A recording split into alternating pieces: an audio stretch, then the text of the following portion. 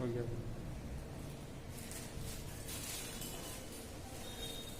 नमस्कार dear student. BS हुआ जो भारतीय प्रजाति का वर्गीकरण किया उन्होंने 6 समूह में बांटा है। तो हमने देखा था कि सबसे पहला जो है समूह है निक्रोटो, फिर है प्रोटोस्टेरॉइड, फिर है मंगोलाइड और फिर है भूमध्यसागरीय। देखिए भूमध्यसागरीय। अब देखिए बच्चों जो पूर्व मंगोलाइड है इसको भी 3 उपवर्गों में विभाजित किया गया है। पूर्व मंगोलाइड चौड़े वाली प्रजाति के लोग जिन्हें लेप्चा जनजाति में मिलते हैं, और तिब्बती मंगोलाइड के लोग उसी के भूटान में रहते हैं। अब देखिए आगे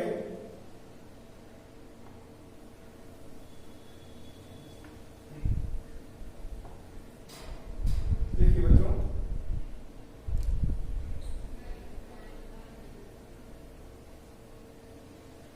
भूमध्यसागरीय द्रविड़ प्रजाति के लोग इस देश में भूमध्यसागरीय द्रविड़ प्रजाति के 3 उपविभाग में विद्यमान है।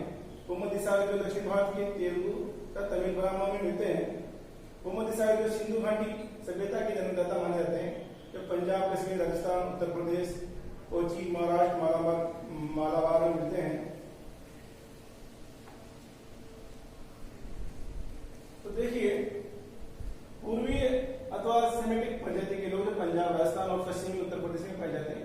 तुर्की अथवा अरब में इनका उद्भव हुआ था। इन लोगों ने संभवतः नवपाषाण काल में भारत में प्रवेश किया था। आगे देखते हैं चौड़े सिर वाली प्रजाति, ये रह था अपना टॉपिक बीच में। तो चौड़े सिर वाली प्रजाति यूरोप से भारत आई मानी जाती है। 3 प्रमुख उपवर्ग हैं, ये यूरोप से भारत आई थी। तो एल्फोनाइड जो सौराष्ट्र काटी क्षेत्र है, गुजरात, बनिया, यानी कि सौराष्ट्र में जो काटी है, काटी जनजाति है, काटी। गुजरात में जो बनिया है वह है। पश्चिम बंगाल में कायस्थ, महाराष्ट्र, तमिलनाडु, बिहार और पूर्वी उत्तर प्रदेश आदि मिलती है। जो है एल्फोनाइड जो उपवर्ग है, ये सौराष्ट्र में काटी, गुजरात में बनिया बोलते हैं, पश्चिम बंगाल में कायस्थ बोलते हैं, और महाराष्ट्र, तमिलनाडु, बिहार, पूर्वी उत्तर प्रदेश में आदि मिलती है। डिनारिक जो भूमध्यसागरीय प्रजाति के साथ मिली हुई पाई जाती है, यानी कि इनकी जो डिनारिक जो प्रजाति है इसकी विशेषता भूमध्यसागरीय जो जनजाति है उससे मिलती जुलती है। अर्मेनाइड जिसके प्रतिनिधि हैं बम्बई के पारसी लोग, यानी कि पारसी लोग जो बम्बई में जो पारसी लोग हैं वो अर्मेनाइड प्रजाति के लोग हैं। तो पश्चिम बंगाल की कायस्थ, श्रीलंका की वेदा प्रजाति भी इससे संबंधित मानी जाती है। और नार्डिक अथवा इंडो आर्यन प्रजाति लास्ट में बीएस द्वारा जो नार्डिक अथवा इंडो आर्यन प्रजाति, नार्डिक अथवा इंडो आर्यन भारत में सबसे अंत में आने वाली प्रजाति है। वर्तमान में इनका निवास उत्तर भारत में पाया जाता है। राजपूत, सिख आदि इसके प्रतिनिधि माने जाते हैं। तो ये आपका 14 लेसन कंप्लीट हो गया बच्चों। इसके बाद में हम देखते हैं संसाधनों का वर्गीकरण, संरक्षण और पोषण विकास। देखिए संसाधन है उनका वर्गीकरण देखेंगे अपन। वर्गीकरण है, संरक्षण, पोषण, विकास है पाठ का नाम। तो बच्चों देखिए संसाधन किसे कहते हैं? तो संसाधन पर्यावरण में उपलब्ध प्रत्येक वस्तु जो मानव की भौतिक आवश्यकताओं की पूर्ति करती है वो संसाधन कहलाती है। अब इनका वर्गीकरण है। वर्गीकरण अलग अलग, जैसे कि उत्पत्ति के आधार पर, समाप्ति के आधार पर, संभावित संसाधन, राष्ट्रीय, अंतर्राष्ट्रीय, व्यक्तिगत स्वामित्व के आधार पर अलग अलग भागों में बांटा गया है संसाधनों को। संरक्षण का मतलब होता है बचाव, और पोषण विकास का मतलब होता है कि उनका इतनी ऐसी मात्रा में दोहन करना कि जिससे कि आने वाली पीढ़ी के लिए वो संसाधन सुरक्षित रहें। तो शुरू करते हैं संसाधनों का वर्गीकरण, संरक्षण और विकास। देखिए बच्चों, हमारे पर्यावरण में उपलब्ध प्रत्येक वस्तु, संसाधन छोटी सी परिभाषा आती है कि संसाधन किसे कहते हैं। तो बच्चों देखिए हमारे पर्यावरण में उपलब्ध प्रत्येक वस्तु जो मानव की आवश्यकताओं की पूर्ति करने में सक्षम है तथा जिसे बनाने के लिए प्रौद्योगिकी उपलब्ध है, जिनका आर्थिक मूल्य को संसाधन कहलाता है। आर्थिक मूल्य वो संसाधन कहलाता है। तो आप छोटी बात दे सकते हो कि हमारे पर्यावरण में उपलब्ध प्रत्येक वस्तु जो मानव की आवश्यकताओं की पूर्ति करने में सक्षम हो, जिसे बनाने के लिए प्रौद्योगिकी यानी कि उद्योगों में उसका निर्माण हो, उपलब्ध हो, जिसका आर्थिक मूल्य हो, संसाधन कहलाता है। जीवन में के अनुसार संसाधन होते नहीं है बल्कि बनाए जाते हैं। एक जीवन में हुए इन्होंने कहा कि संसाधन होते नहीं है बल्कि बनाए जाते हैं। आप जो भी खुली आंखों से देख रहे हो वो सब संसाधन है, मानव संसाधन है। जो भी आप अपनी खुली आंखों से देख रहे हैं इस पृथ्वी धरातल पर, वो सब कुछ संसाधन है और ये सब चीजें मानव के उपभोग के लिए बनाई गई है, ये नेचर के द्वारा बनाई गई है। तो मानव संसाधनों का निर्माता का उपयोग करता है, इसलिए मानव को संसाधनों का जनक भी कहा जाता है। मानव संसाधनों का निर्माता है तथा उनका उपयोगकर्ता भी है, क्योंकि मानव संसाधनों का निर्माता है, बहुत से संसाधन मानव द्वारा निर्मित हैं, कुछ प्राकृतिक के द्वारा उपलब्ध हैं। तो मानव संसाधनों का निर्माता है और उनका उपयोग करता है, इसलिए मानव को संसाधनों का जनक भी कहा जाता है। कोई भी वस्तु तभी संसाधन होगी जब वह निम्नलिखित दशाओं में खड़ी उतर सकती है। देखिए, अब आपके मन में सवाल जगा तो संसाधन हम किसको कहें? तो कोई भी वस्तु संसाधन तब होगी जब वो निम्नलिखित दशाएं इन जो पॉइंट बता रहा हूं इन पर खड़ी उतरती है, वही वस्तु संसाधन है। जैसे कि वस्तु का उपयोग संभव वाला तो है कि वस्तु का उपयोग संभव, बिना उपयोग वाली वस्तु संसाधन नहीं हो सकती। जिनका उपयोगी नहीं है वो संसाधन कैसे हो सकती है? तो वस्तु का उपयोग संभव हो वो संसाधन है। वस्तु का रूपांतरण अधिक मूल्यवान तथा उपयोगी वस्तुओं में किया जा सके। वस्तु का जो रूप परिवर्तन करता है भौतिक और रासायनिक क्रिया के द्वारा जो रूप परिवर्तन होता है, तो वस्तु का रूपांतरण अधिक मूल्यवान तथा उपयोगी वस्तु में किया जाए, वो भी संसाधन कहलाएगी। उस वस्तु से निश्चित उद्देश्य की पूर्ति होती हो, कोई भी वस्तु जिससे कि निश्चित उद्देश्य की अगर पूर्ति होती मानव की, तो वह मानव के लिए संसाधन है। इन वस्तुओं की दोहन की योग्यता रखने वाला मानव संसाधन उपलब्ध हो। और दूसरी बात बात है कि इन वस्तुओं के दोहन की योग्यता रखने वाला मानव संसाधन भी उपलब्ध हो। भाई संसाधन है परंतु मानव द्वारा उपयोग उनका दोहन नहीं हो रहा, तो वह संसाधन नहीं है। तो ये चार जो है पॉइंट है, वस्तु का उपयोग संभव हो, वस्तु का रूपांतरण अधिक मूल्यवान तथा उपयोगी वस्तु में किया जाए, उस वस्तु से निश्चित उद्देश्य की पूर्ति होती हो, इन वस्तुओं के दोहन की योग्यता रखने वाला मानव संसाधन उपलब्ध हो। अब देखिए बच्चों, संसाधनों का वर्गीकरण, हम संसाधनों का वर्गीकरण देखते हैं। संसाधनों को विभिन्न आधारों पर निम्नलिखित भागों में व्यक्त किया गया है। संसाधनों को विभिन्न आधारों पर निम्नलिखित भागों में व्यक्त किया जा सकता है।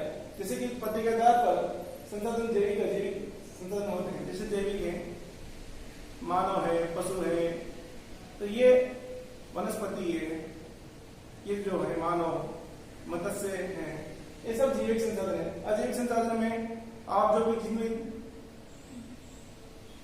जल है, जिनमें जीव नहीं, वो अजैविक संसाधन है। देखिए दूसरा आधार जो इनको बांटने का है, उपयोग की सत्यता या समाप्तता के आधार पर नवीनीकरण और अनवीनीकरण, नवीनीकरण और अनवीनीकरण छूट गया। तो उपयोग की कुछ संसाधन ऐसे हैं जिनका हम नवीनीकरण करके वापस प्राप्त कर सकते हैं, कुछ संसाधन ऐसे हैं जिनको हम नवीनीकरण करने के बाद उनका नवीनीकरण नहीं किया जा सकता, जैसे कि कोयला है, पेट्रोल है। तो ये नवीनीकरण है, जल है, वायु है।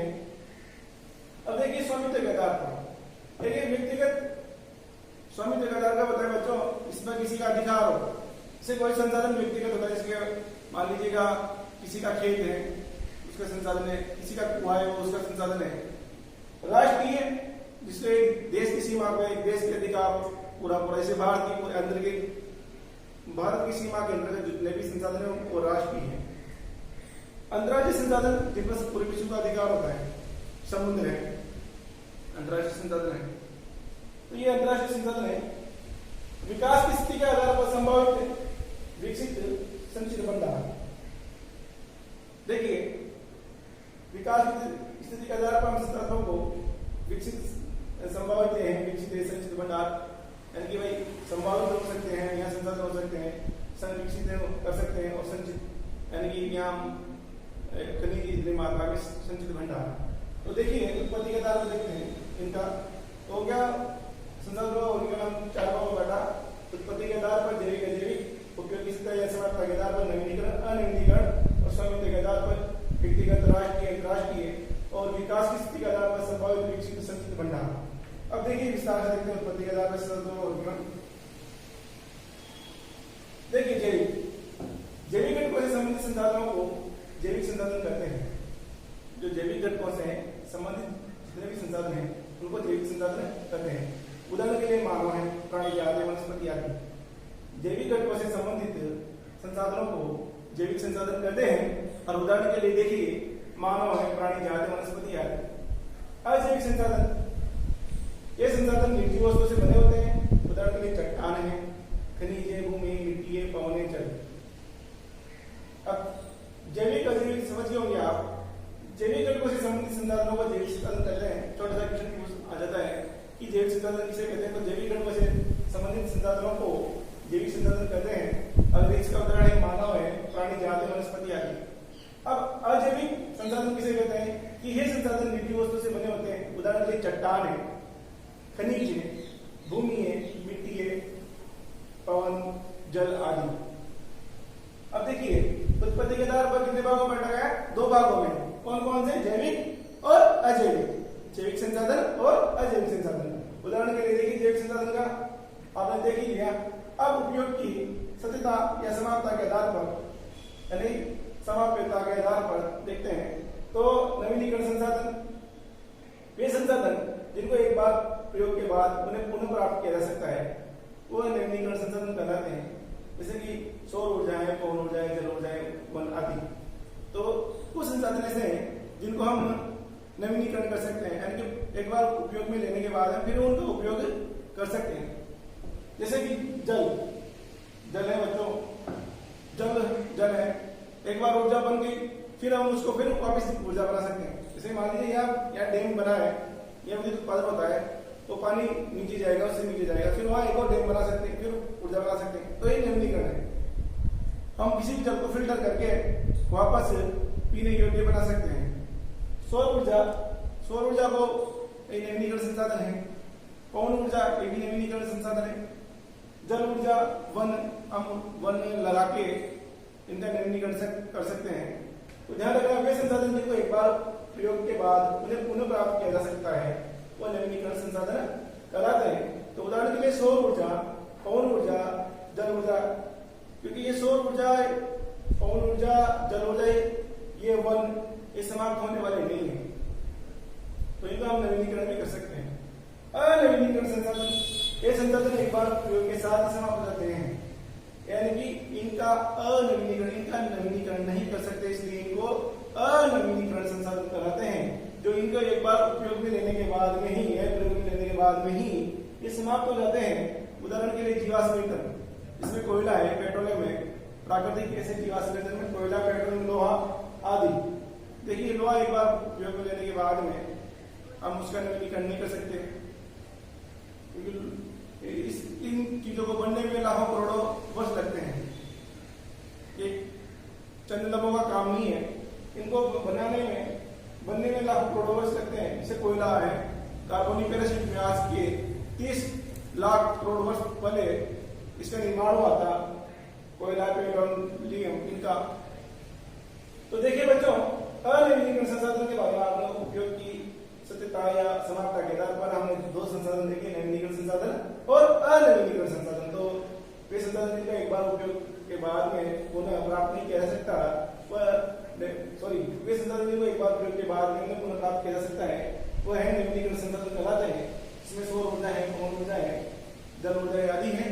इसके बाद में अनवीनीकरण संसाधन, ये संसाधन एक बार प्रयोग के साथ ही समाप्त हो जाते हैं। उदाहरण के लिए जीवाश्म ईंधन, इसमें जीवाश्म ईंधन में कोयला है, पेट्रोलियम है, लोहा है, क्योंकि इनका हम नवीनीकरण नहीं कर सकते। अब देखिए बच्चों नेक्स्ट में स्वामित्व के आधार पर हम देखेंगे। तो संसाधन देखिए, व्यक्तिगत संसाधन है, राष्ट्रीय संसाधन है, अंतरराष्ट्रीय संसाधन है। तो वे संसाधन जिन पर किसी एक व्यक्ति या संस्था का अधिकार होता है, वो व्यक्तिगत संसाधन कहलाते हैं। उदाहरण के लिए मकान है, भूमि आदि। आपको पता है आपका ये हमारा घर है, ये हमारी जमीन है, तो वो व्यक्तिगत संसाधन है। कि वे संसाधन जिन पर किसी एक व्यक्ति या संस्था का अधिकार होता है तो व्यक्तिगत संसाधन कहलाते हैं। उदाहरण के लिए मकान, भूमि आदि। मकान, भूमि आदि। राष्ट्रीय संसाधन में देखिए वे संसाधन जिन पर राष्ट्र की संपूर्ण जनता का अधिकार होता है। वे संसाधन जिन पर राष्ट्र की संपूर्ण जनता का अधिकार होता है वे राष्ट्रीय संसाधन कहलाते हैं। एक देश जैसे भारत है तो भारत में जितने भी संसाधन है, एक भारत की सीमा के अंतर्गत जितने भी संसाधन है बच्चों, उस पर पूरे भारत के नागरिकों का अधिकार है, तो वह है राष्ट्रीय संसाधन। वे संसाधन जिन पर राष्ट्र की संपूर्ण जनता का अधिकार होता है तो इनका उपयोग राष्ट्रीय हितों में किया जाता है, तो राष्ट्रीय संसाधन कहलाते हैं। उदाहरण के लिए जनसंख्या है, खनिज पदार्थ है, वन, जल आदि। ये सारे जितने भी संसाधन है, जनसंख्या है, खनिज पदार्थ है, वन है, जल है, ये सारे राष्ट्रीय संसाधन की संपूर्ण जनता का अधिकार है। पूरे एक राष्ट्र की जनसंख्या जनता का अधिकार है। अब देखिए अंतर्राष्ट्रीय संसाधन, वे संसाधन तो इस समिति के आधार पर तीन भागों में बांटा गया था, व्यक्तिगत, राष्ट्रीय और अंतर्राष्ट्रीय। वे संसाधन जिन पर संपूर्ण विश्व के देशों का अधिकार होता है, संपूर्ण विश्व के देशों का अधिकार होता है, अंतर्राष्ट्रीय संसाधन कहलाते हैं। ये मुख्य रूप से खुले महासागरीय क्षेत्र में उपलब्ध संसाधन होते हैं। देखिए वे संसाधन जिन पर संपूर्ण विश्व के देशों का अधिकार होता है वह अंतर्राष्ट्रीय संसाधन कहलाते हैं। और ये मुख्य रूप से खुले महासागरीय क्षेत्र में उपलब्ध संसाधन होते हैं। किसी देश की तटरेखा से 200 किलोमीटर समुद्र की ओर का क्षेत्र विशेष आर्थिक क्षेत्र SPU इकोनॉमिक जोन EEZ कहलाता है। यानी कि जिसे मान लीजिए ये भारत है, ये भारत की सीमा है, इसमें भी ये भारत की सीमा है, देखो बच्चों इसे, तो उसकी तटरेखा से 200 किलोमीटर तक, कितना 200 किलोमीटर तक उसकी जो तटरेखा है उसके 200 किलोमीटर तक के 12 क्षेत्र हैं जो आर्थिक क्षेत्र हैं, तो विशेष आर्थिक क्षेत्र कहलाता है। तो उसको हम अंतर्राष्ट्रीय संसाधनों के अंतर्गत रखते हैं। इस क्षेत्र में संसाधनों के विद्वान का अधिकार उस देश तक होता है जिसकी तटरेखा में ये क्षेत्र स्थित है।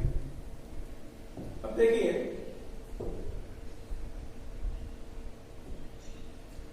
तो ये हो गया अंतर्राष्ट्रीय संसाधन, यानी कि 200 किलोमीटर की जो रेखा के बाहर में वो अंतर्राष्ट्रीय संसाधन है। और 200 किलोमीटर तक तो जो है अपनी तटरेखा से भारत की तटरेखा है, बंबई से 200 किलोमीटर जोड़ लो समुद्र में, वहां तक तो भारत का अधिकार है। उसके आगे फिर अंतर्राष्ट्रीय संसाधन है वो। नेक्स्ट, विकास की स्थिति के आधार पर देखिए बच्चों, विकास की स्थिति के आधार पर संभावित संसाधन, विकसित संसाधन और संचित भंडार संसाधन। तो संभावित संसाधन का मतलब होता है कि संभावना है, संसाधनों की संभावना है। किसी भी क्षेत्र में विद्यमान संसाधन जिन्हें भविष्य में उपयोग में लाया जा सकता है संभावित संसाधन कहलाते हैं। किसी भी क्षेत्र में विद्यमान संसाधन जिन्हें भविष्य में उपयोग में लाया जा सकता है संभावित संसाधन कहलाते हैं। सौर ऊर्जा है, पवन ऊर्जा है, ज्वारी ऊर्जा है। ये देखिए संभावना है। मान लीजिए धीरे धीरे अगर कोयला नष्ट होता है, धीरे धीरे कोयला सीमित संसाधन है, कोयला और अनवीनीकृत संसाधन है, जब कोयला समाप्त हो जाएगा तो ये संभावित संसाधन है। सौर ऊर्जा, पवन ऊर्जा, ज्वारी ऊर्जा, तो इनसे विद्युत का उत्पादन होगा, इनसे ऊर्जा का उत्पादन होगा। तो ये भविष्य के लिए संसाधन है, यानी संभावी है। किसी क्षेत्र में विद्यमान संसाधन जिन्हें भविष्य में उपयोग में लाया जा सकता है संभावित संसाधन कहलाते हैं। सौर ऊर्जा, पवन ऊर्जा, ज्वारी ऊर्जा, ये सारे जितने भी हैं ये संभावित संसाधन है, क्योंकि इन्हें हम भविष्य में आज भी ले रहे हैं उपयोग में, परंतु भविष्य में बड़े पैमाने पर हम इसका उपयोग ले सकते हैं। विकसित संसाधन, जिन संसाधनों की मात्रा गुणवत्ता निर्धारित की जा चुकी है विकसित संसाधन कहलाते हैं। विकसित संसाधन क्या कहेंगे? जिन संसाधनों की मात्रा और गुणवत्ता निर्धारित की जा चुकी है वो विकसित संसाधन कहलाते हैं। कि मात्रा इतनी मात्रा में और इनकी गुणवत्ता ये है, और तो वो जितने भी संसाधन है विकसित संसाधन है। अब संचित भंडार संसाधन, वे संसाधन जिनका तकनीकी अभाव के कारण मात्रा और गुणवत्ता का निर्धारण अभी तक नहीं किया जा सका संचित भंडार संसाधन कहलाते हैं। ये वे संसाधन जिनका तकनीकी अभाव के कारण मात्रा व गुणवत्ता का निर्धारित अभी तक नहीं किया जा सकता, नहीं किया गया, वो संचित भंडार है। यानी कि अभी स्टॉक पड़ा है, संचित है, वो अभी उनका अपन निदान नहीं किया, मात्रा के भी कितनी मात्रा में कितनी गुणवत्ता है, क्या है, जो भी है, तो वह संचित भंडार संसाधन है। अब संसाधन संरक्षण